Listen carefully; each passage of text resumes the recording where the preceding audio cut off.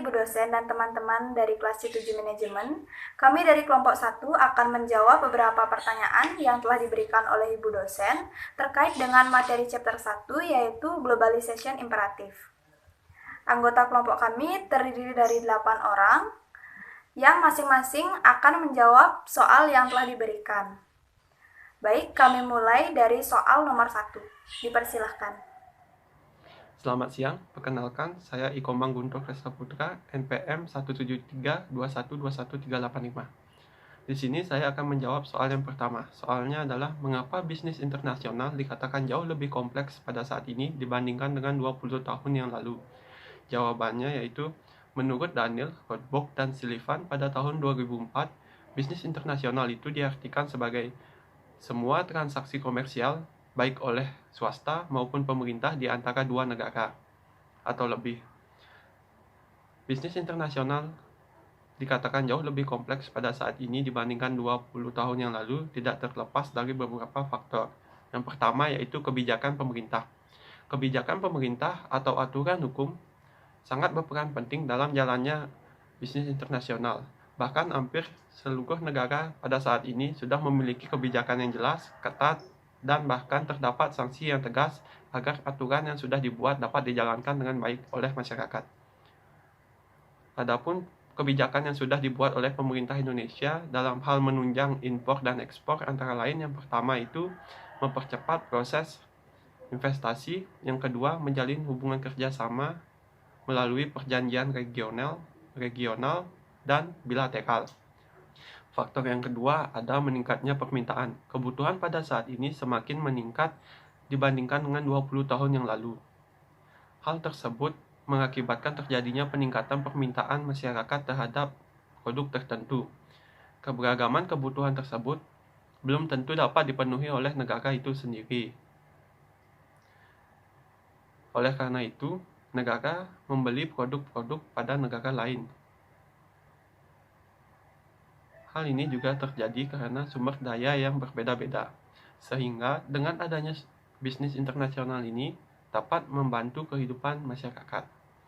Faktor yang ketiga itu adanya globalisasi. Faktor globalisasi sangat mendorong peningkatan bisnis internasional.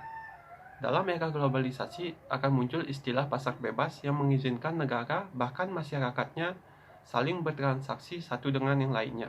Faktor yang keempat ada kemajuan teknologi. Saat ini, teknologi sudah sangat berkembang pesat dibandingkan dengan 20 tahun yang lalu, dan memiliki peranan yang penting dalam hal kemajuan suatu perusahaan. Seperti contohnya internet.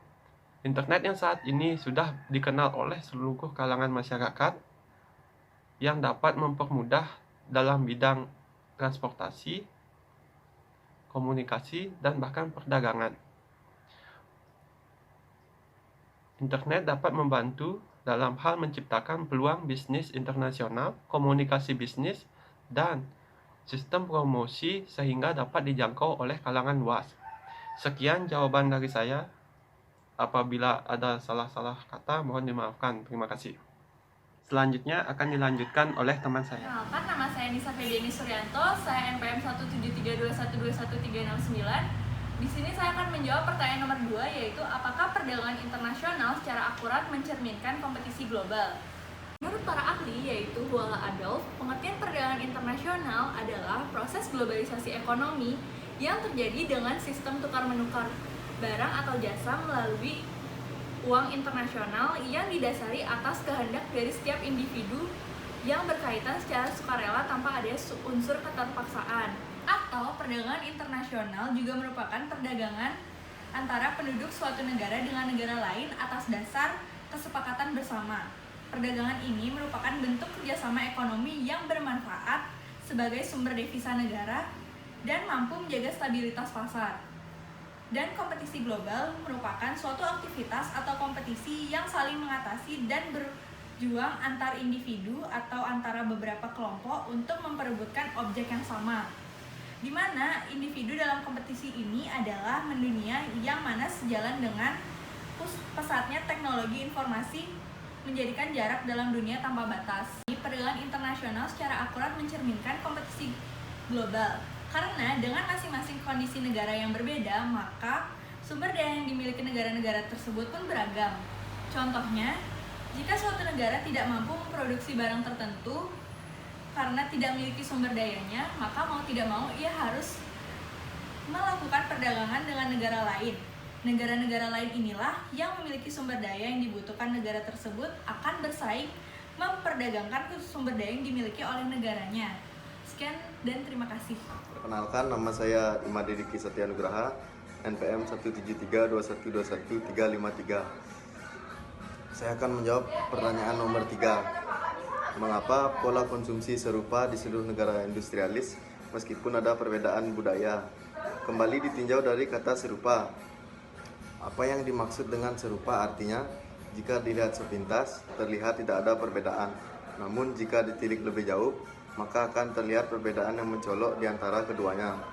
Dilihat dari soal yang diberikan, dalam hal ini dapat dilihat bahwa pola konsumsi dari wilayah industrialis tidaklah benar-benar sama namun serupa di mana adanya sedikit perbedaan di dalamnya. Pola konsumsi ini tidak lepas kaitannya dengan penduduk yang bertempat tinggal di daerah industrialis itu. Namun sebelumnya ada yang dimaksud dengan daerah industrialis adalah wilayah atau tempat di mana kebanyakan mata pencaharian yang terdapat di sana dihasilkan dari wilayah industri, yaitu seperti pabrik-pabrik baik rumah maupun pabrik besar.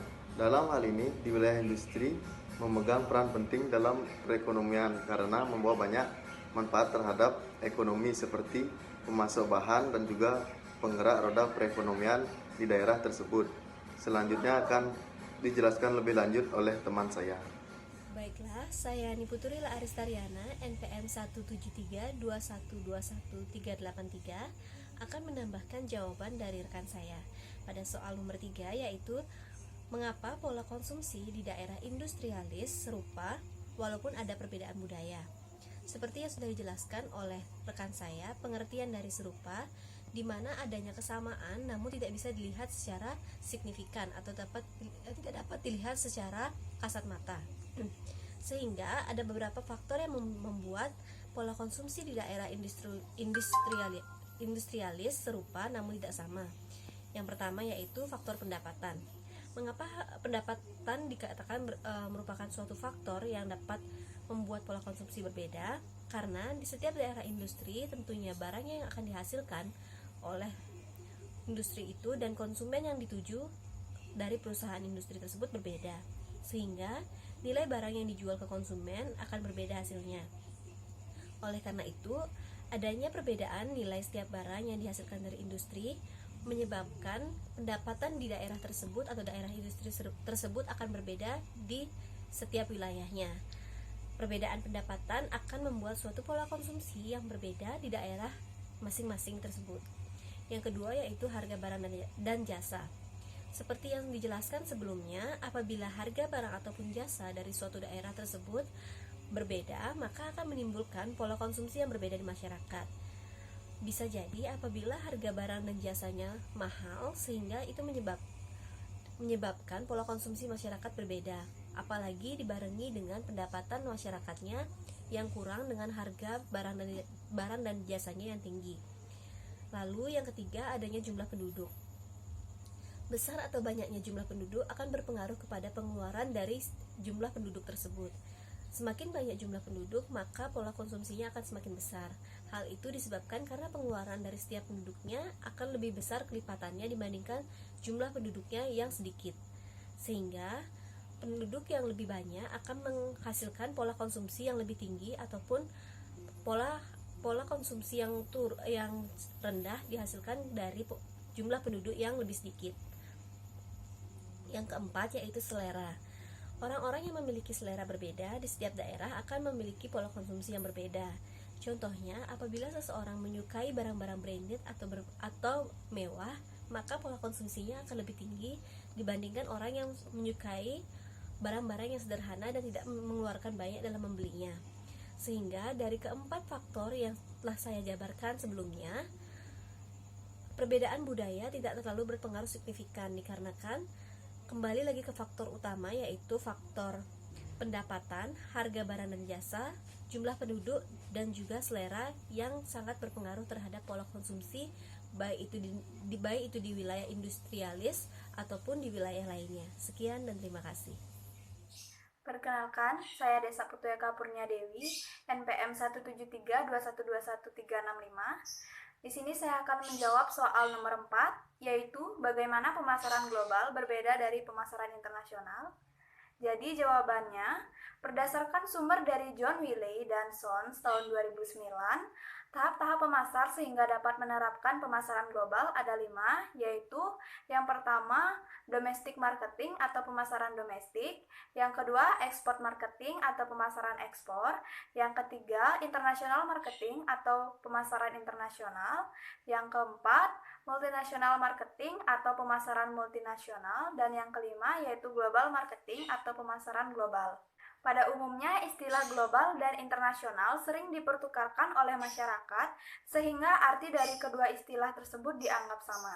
Namun, setelah ditelusuri, kedua istilah tersebut memiliki arti yang berbeda, di mana pemasaran global adalah pemasaran yang dilakukan di seluruh negara di belahan dunia, sedangkan pemasaran internasional adalah pemasaran yang dilakukan hanya oleh beberapa negara saja.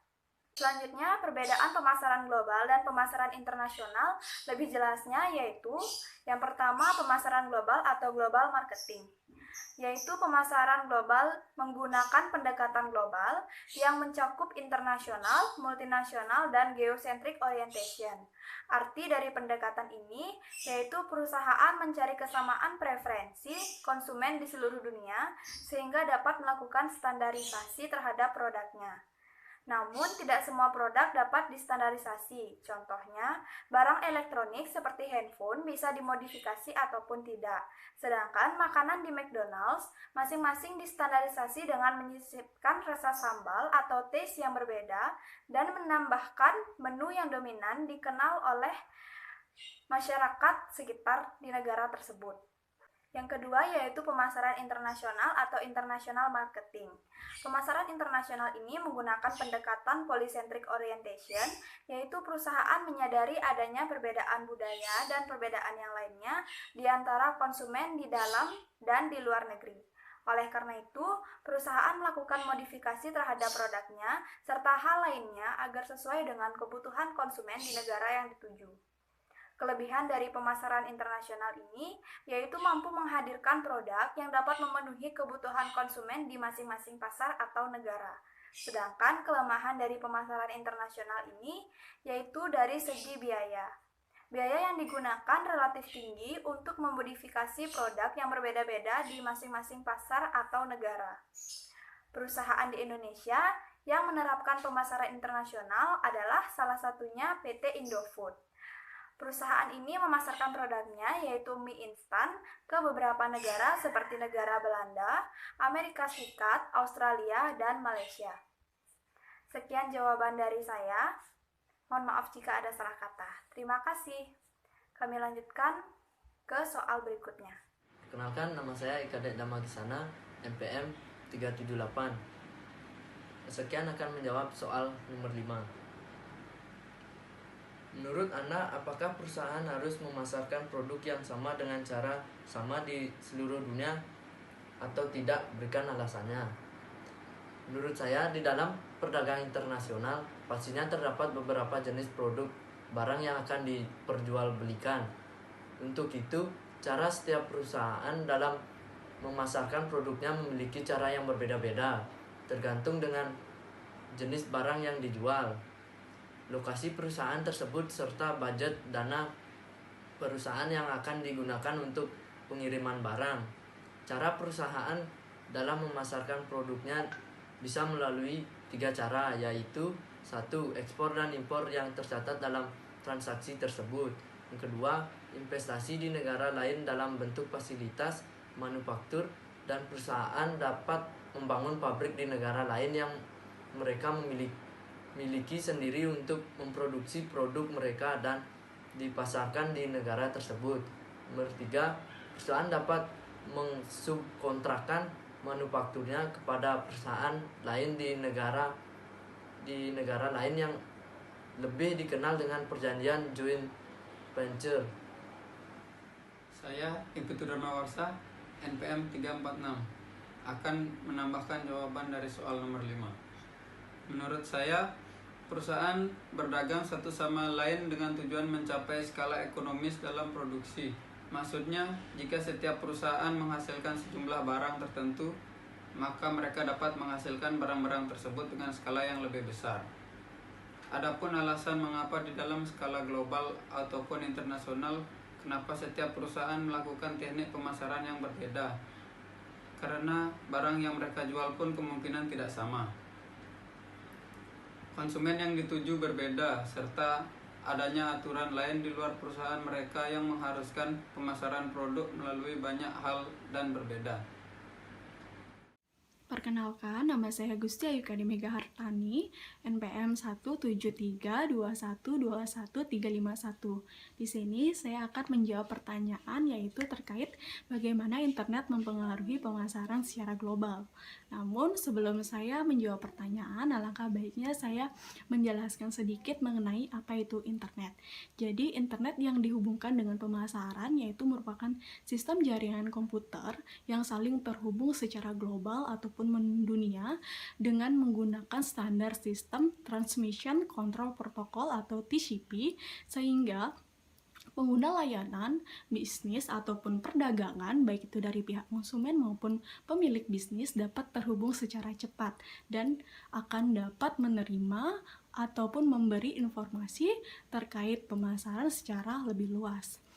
Adapun poin-poin yang akan saya sampaikan di sini mengenai pentingnya internet di dalam mempengaruhi pemasaran secara global. Yang pertama, itu internet di dalam dunia pemasaran adalah akses yang akan mempertemukan pihak pembeli dan penjual dalam proses pemasaran secara online tanpa terpaut akan waktu dan ruang. Jadi, pengertiannya di sini adalah bagaimana pemasaran itu dapat dilakukan tanpa adanya batasan waktu dan ruang, karena di sini menggunakan jaringan internet dalam membantu proses pemasaran. Dan di mana media internet ini sebagai sarana penghubung dan penyampaian informasi, sehingga media internet dapat amat sangat membantu untuk mempromosikan ataupun untuk memasarkan produk-produk yang akan dipasarkan secara global.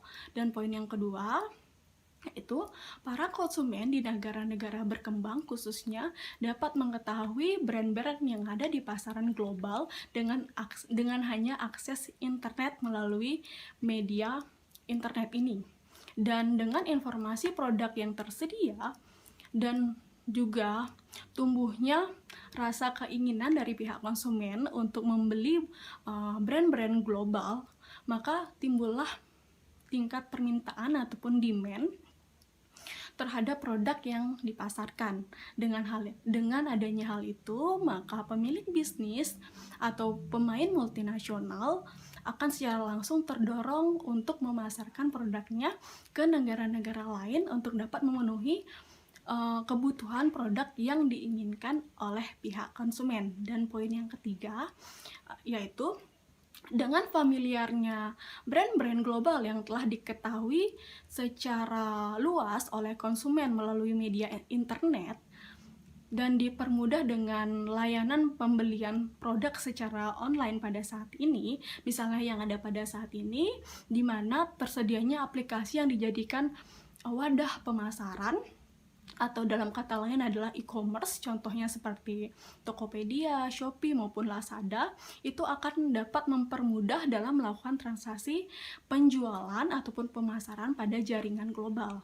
Sehingga dari itu semua dapat disimpulkan bahwa internet dapat mempengaruhi tindak pemasaran itu dikarenakan alasan pertamanya, satu, karena internet dapat menunjang volume pemasaran.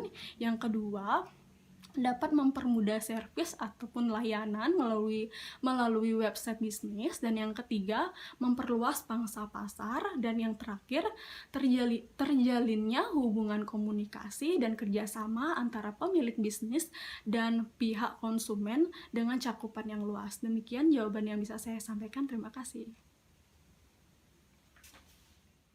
Baik, sekian pemaparan jawaban dari kelompok kami. Mohon maaf jika ada salah kata. Terima kasih atas perhatiannya. Selamat siang.